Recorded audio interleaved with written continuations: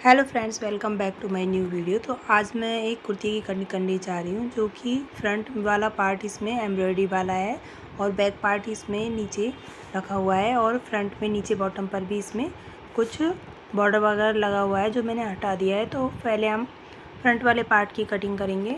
तो इसके लिए मैंने मेजरमेंट सारा इस पर ड्रॉ कर दिया है और देखिए फ्रंट वाले पार्ट में कुछ इस तरह से मिरर वर्क हो रखा है जो कि नीचे तक है। बाकी इसमें नेक बनाने को छोटा सा ही पार्ट है, इसमें बड़ा कोई नेक नहीं बन पाएगा। तो मैं इसमें बनाने वाली हूँ बॉट नेक।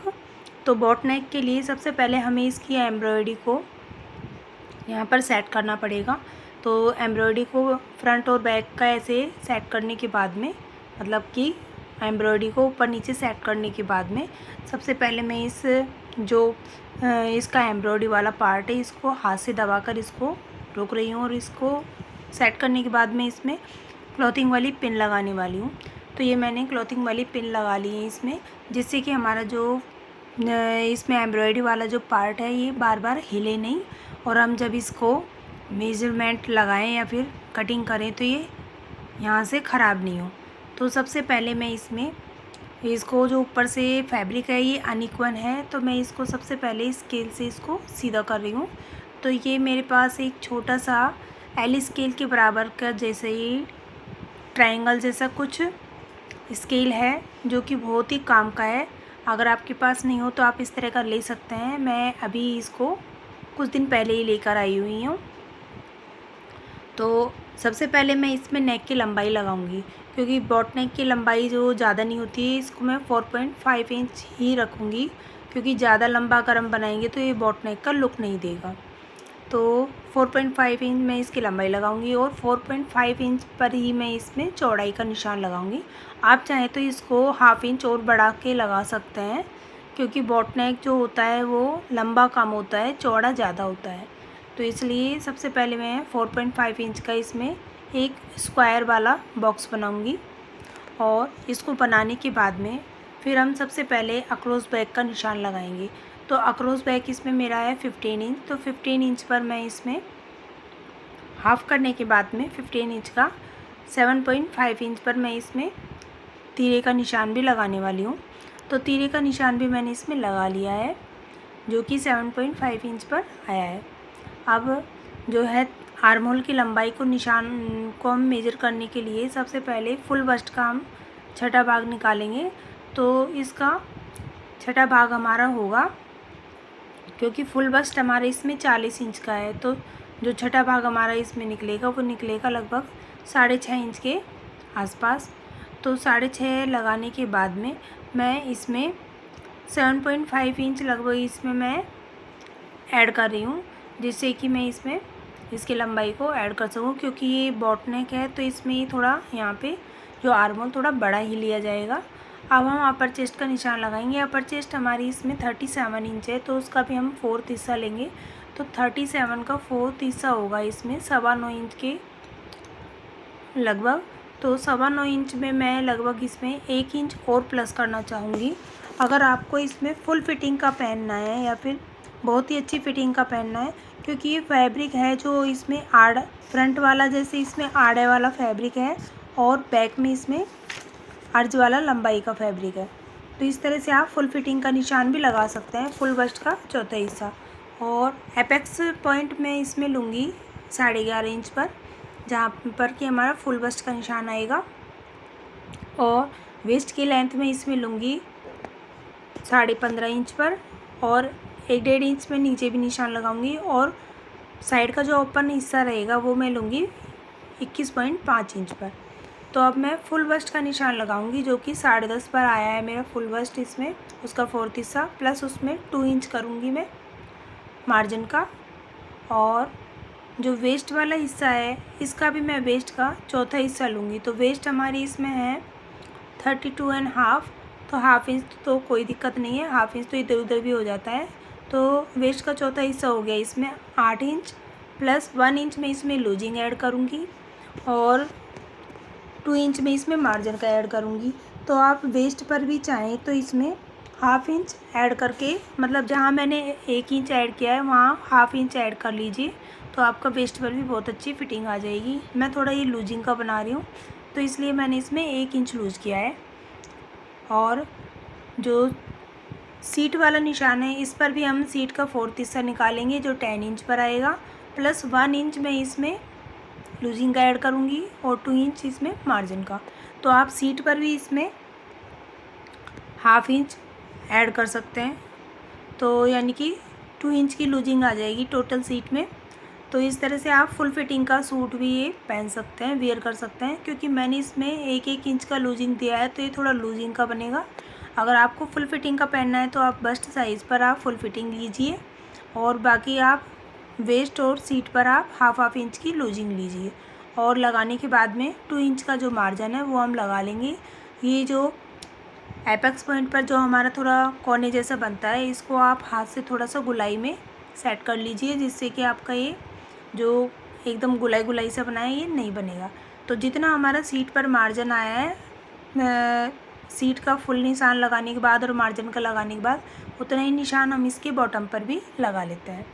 तो ये मैंने सेंटर में निशान लगाया पहले इंच टेप से सीधा करके, यानी मेजरिंग टेप से सीधा करके, और उसके बाद में मैं इसको स्केल से सीधा कर रही हूँ क्योंकि मेजरिंग टेप बार बार हिल जाता है तो उससे निशान टेढ़े मेढ़े हो जाते हैं।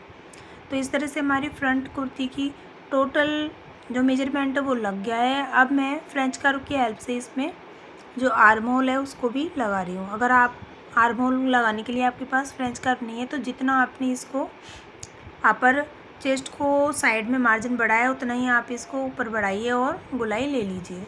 और ऊपर से मैं इसमें लगभग ½ इंच का मैं तिरछापन दूंगी शोल्डर में, यानी शोल्डर डाउन करूँगी। तो इस तरह से हमारा जो आर्म होल है वो हमारा टोटल फुल पे आ गया है। फिर भी मैं इसमें थोड़ा सा और लूजिंग का दूंगी क्योंकि आर्म होल फिर ज़्यादा टाइट रहता है तो इसमें खिंचता है। तो जो जहाँ मैंने 7.5 इंच पर मैंने आर्म होल को लिया है वहाँ मैं इसमें थोड़ा सा ½ इंच और बढ़ाऊँगी क्योंकि मुझे आर्म होल थोड़ा सा और बढ़ाना है। क्योंकि बिल्कुल फिक्स रहता है तो आर्म होल थोड़ा आर्म में हमारे चुभता है, तो इसलिए मैंने ½ इंच और बढ़ा दिया है जिससे कि हमारा आर्म होल एकदम सही आएगा। तो ऊपर से मार्जिन छोड़ते हुए मैंने पूरा आर्म होल इसको नाप लिया है, चेक कर लिया है। तो आर्म होल हमारा जो टोटल है वो 17.5 इंच का है, तो अब बिल्कुल सही आया है। तो अब मैं इसमें लगाने के बाद में जो फ्रंट वाला जो कटिंग का निशान है वो भी लगाऊंगी। तो मैं इसको आर्म होल के निशान को आगे बढ़ाते हुए तो उसका आर्म होल का हाफ़ कर लूँगी पहले इसका, और हाफ़ करने के बाद में आगे से आर्म होल को मैं ½ इंच का जो तिरछा कर दूँगी जिससे कि आर्म होल के आगे की कटिंग का निशान भी हम लगा सकें। तो पहले तिरछा निशान लगाएंगे, उसके बाद में जो नीचे बचेगा उसमें भी मैं फ्रेंच कर्व लगाकर उसको शेप लगा लूँगी। तो इस तरह से हमारे जो आर्म होल की भी जो शेप है वो अच्छे से लग जाएगी। तो इस तरह से आप अपनी किसी भी कुर्ती में बॉट नेक की जो शेप वगैरह है और मेजरिंग वगैरह है आप कर सकते हैं क्योंकि सारे मेजरमेंट जो राउंड वाले जैसे चेस्ट का वेस्ट का होता है सबके 4th हिस्सा निकाल कर ही उसमें से लगाए जाते हैं। तो अब जो बॉट नेक का जो नेक है उसको मैं फ्रेंच कर्व की हेल्प से इसमें ड्रॉ कर रही हूँ। तो मैं स्केल रख के बार बार देख रही हूँ कि किधर से शेप अच्छा आएगा, क्योंकि इधर से अगर हम लगाएंगे तो इधर से थोड़ा नेक में वी जैसा कुछ बन जाता है, तो इस तरह का शेप मुझे नहीं चाहिए। तो इसलिए मैं इसको बार बार सेट कर रही हूँ। तो इस बार मैंने इसको पलट कर लगाया है क्योंकि मुझे ऐसे ही लगाना था, क्योंकि मैं कई बार जैसे बॉट नेक कम बनाते हैं ना तो भूल भी जाते हैं कई बार। तो इस तरह का शेप मुझे लगाना है। तो ये निशान आपको कुछ इस तरह से लगाना है कि जो आपका जो सिलाई का निशान जो आएगा वो बॉट नेक के इस तरह से आएगा कि आप तिरछा लो उसको, शोल्डर की सिलाई तक का ये निशान तिरछा जाएगा। तो आर्म होल भी हमारा देखिए टोटल पूरा हो गया है, एकदम फिट आएगा। तो इस तरह से हमारा आर्म होल की हम कटिंग कर सकते हैं क्योंकि सिलाई के बाद में हमारा इतना आर्म होल आना ही चाहिए। अब मैं आप पास से इसको नाप कर दिखा रही हूँ कि मैंने कितना लिया था। तो ये देखिए जो हमारा आर्म होल है वो सही आ रहा है बिल्कुल।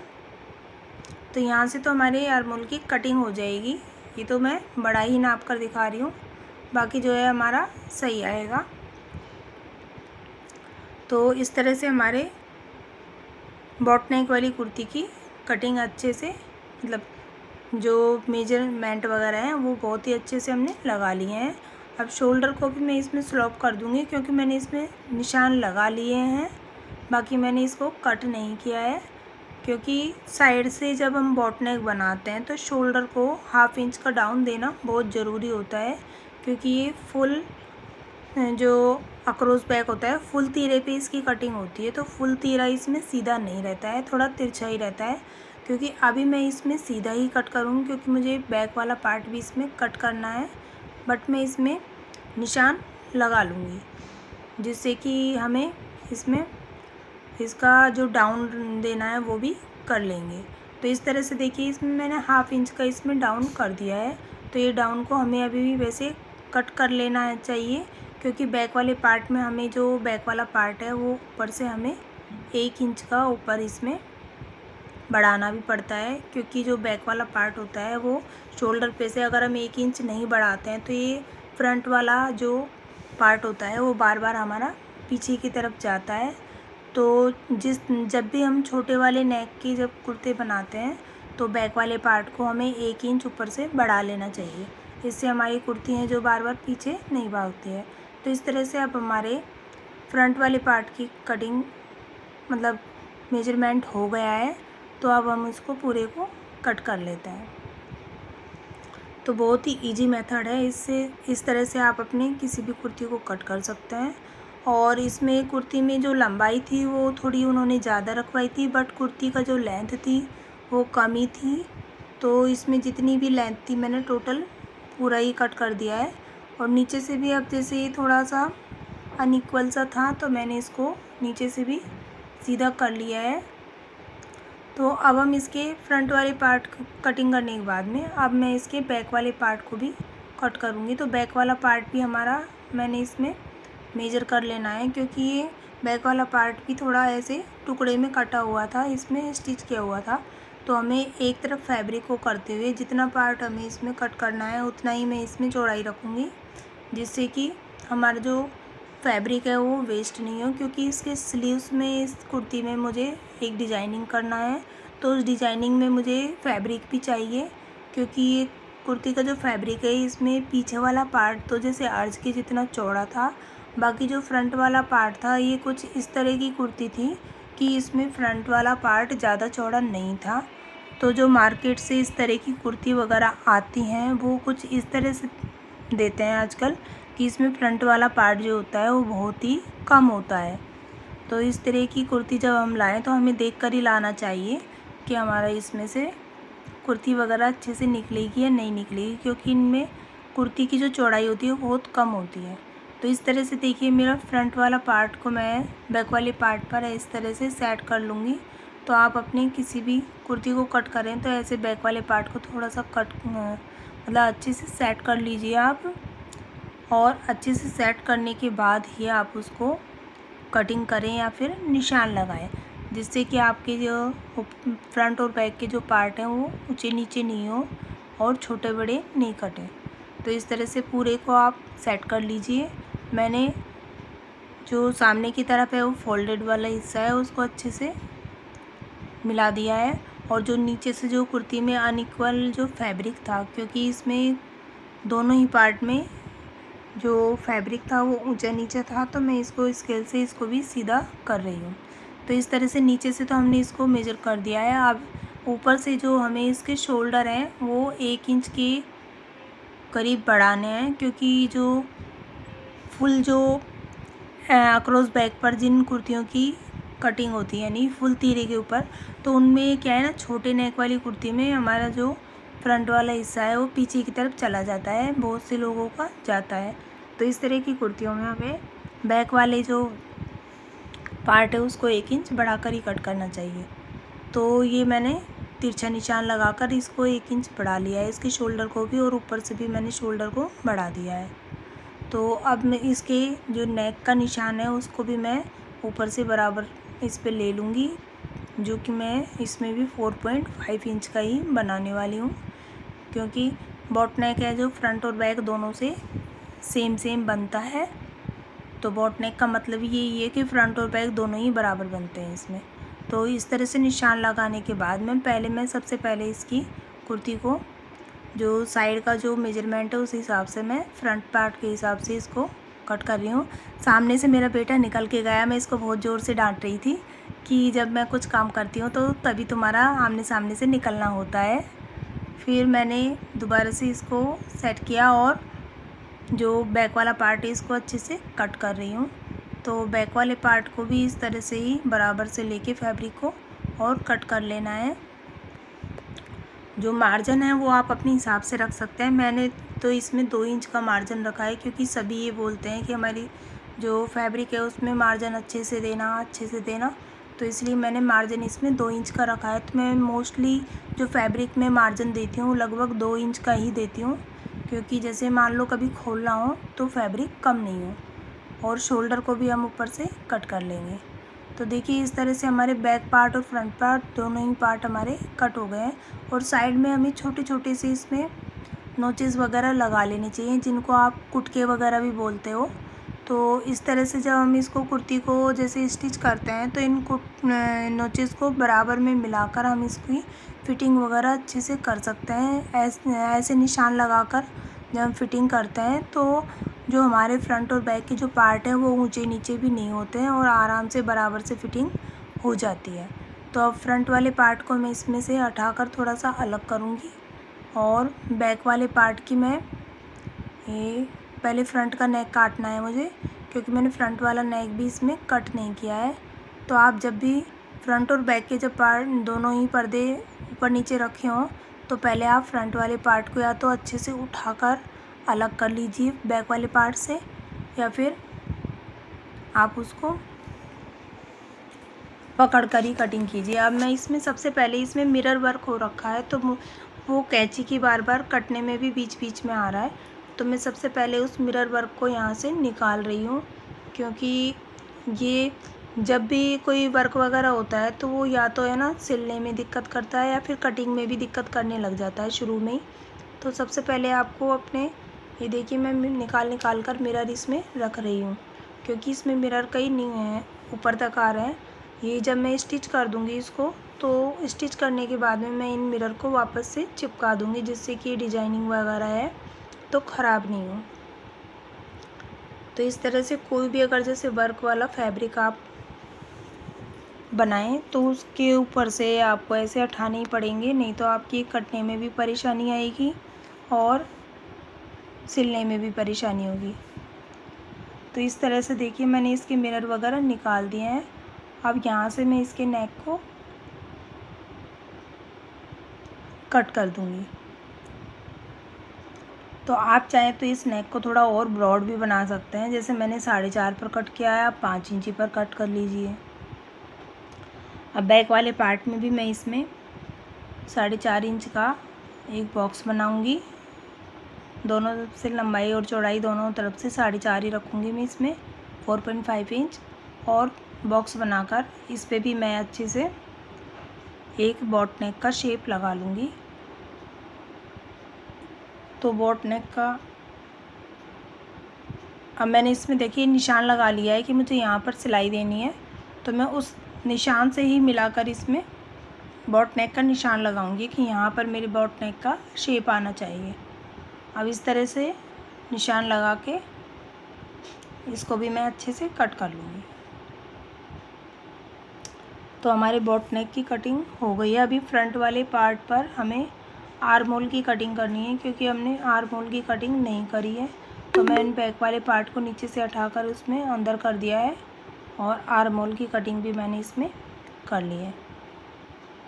तो इस तरह के से आप अपनी किसी भी कुर्ती को कट कीजिए, आपको बहुत ही अच्छी फिटिंग आएगी। आप एक बार करके देखना, इस तरीके से आपकी कुर्ती में बहुत ही अच्छी फिटिंग आने वाली है। बस मैंने आपको ज़्यादा फिटिंग का पहनना है तो मैंने जहाँ 1 इंच यूज़ किया है आप 1/2 इंच यूज़ कीजिए, जिससे कि आपकी कुर्ती में फिटिंग आ जाए। क्योंकि ये फैब्रिक थोड़ा ग्लास कॉटन है तो ये थोड़ा सा बढ़ जाता है, इसलिए मैंने इसमें चेस्ट पर फुल जितना चेस्ट है उतना ही मैंने इसमें फ़िटिंग दी है, यानी कि मैंने इसमें लूजिंग ऐड नहीं करी है। फुल बस्ट का चौथा वाला पार्ट जितना आता है। और देखिए ऐसे जो साइड में फिटिंग का निशान है वो भी मैंने ऐसे टैप टैप करके मैंने इसमें दूसरी साइड भी लगा लिया है और चॉक से थोड़ा सा उसको डार्क कर दिया है, जिससे कि जैसे कुर्ती को उठाने रखने में बार बार ये निशान जो है झड़ेगा नहीं और एकदम पक्का सा हो जाएगा। तो ये हमारी कुर्ती के देखिए, अब मैं सारे मिरर वगैरह इसमें उठा कर रख दूँगी, जिससे कि बाद में ये लगाने के काम आएंगे।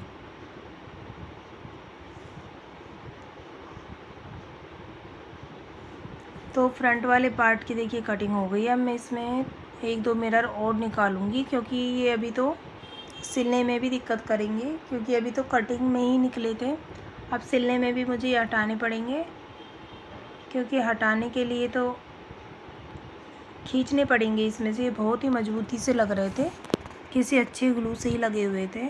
तो मैंने ये अच्छे से एक एक हटाकर निकाल लिए हैं। और दूसरी साइड से भी मुझे इसी तरह से निकालने पड़ेंगे, क्योंकि अभी तो इसका जब नेक बनेगा तो नेक बनाने में इसमें बहुत दिक्कत आएगी। वैसे इस कुर्ती, अब देखिए इसमें मैंने ये पेस्टिंग वाली जो बुकरम है उससे मैंने ये नेक बनाकर रेडी कर लिया है और फैब्रिक पर पेस्ट कर लिया है, क्योंकि नेक मैंने कई बार आपको बनाना बताया। और इसको ऐसे सिलने के बाद में ये पीछे पलट जाएगा। इसी तरह से हमारा ये फ्रंट वाला नेक लग जाएगा। और इसी तरीके से मैंने इसका बैक वाला नेक भी कट कर लिया है।